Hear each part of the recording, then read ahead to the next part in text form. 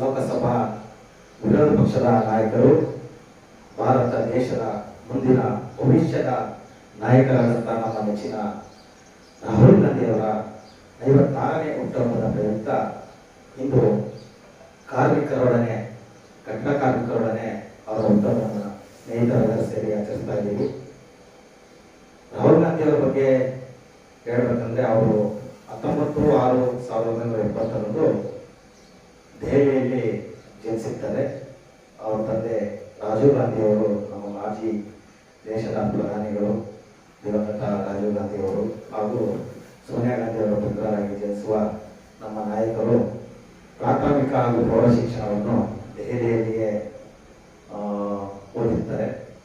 ಉನ್ನತ ವ್ಯಾಸಂಗಕ್ಕಾಗಿ US-ನ ಹಾರ್ವರ್ಡ್ ಕಾಲೇಜಿಗೆ ಅವರು ಸೇರ್ತಾರೆ.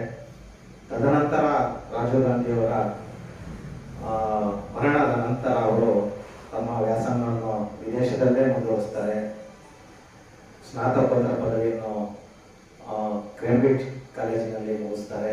ನಂತರ ಅವರು ರಾಜಕೀಯಕ್ಕೆ ಬಂದು ನಮ್ಮ ರಾಷ್ಟ್ರೀಯ ಕಾಂಗ್ರೆಸ್ ಪಕ್ಷದ ಅಧ್ಯಕ್ಷರಾಗಿ, ಯುವ ಕಾಂಗ್ರೆಸ್ನ ಅಧ್ಯಕ್ಷರಾಗಿ, ನಮಗೆಲ್ಲ ಮಾರ್ಗದರ್ಶಕರಾಗಿ, ನಮ್ಮನ್ನೆಲ್ಲ ಇವತ್ತು ಒಳ್ಳೆಯ ನಾಯಕರನ್ನಾಗಿ ತಯಾರು ಮಾಡಿದಂಥ ನಮ್ಮ ರಾಹುಲ್ ಗಾಂಧಿಯವರು ಇನ್ನೂ ಹೆಚ್ಚು ದಿನ ಅವರು ಆರೋಗ್ಯವಾಗಿ ಇರಬೇಕು.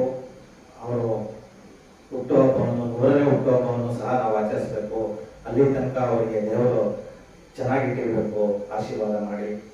ಇನ್ನು ನಮ್ಮ ದೇಶಕ್ಕಾಗಿ ಅವರು ಮಾಡಿದಂತಹ ಒಂದು ಉನ್ನತ ಪಾದಯಾತ್ರೆ ಭಾರತ್ ಜೋಡೋ 3750 ಕಿಲೋಮೀಟರ್ ಕಾಶ್ಮೀರದಿಂದ ಕನ್ಯಾಕುಮಾರಿವರೆಗೂ ಮಾಡಿದಂಥ ಪಾದಯಾತ್ರೆ ಜೀವನದಲ್ಲಿ ಯಾರೂ ಮರೆಯೋಕ್ಕಾಗದೇ ಇರ್ತಕ್ಕಂಥ ಒಂದು ಪಾದಯಾತ್ರೆ ಅದು.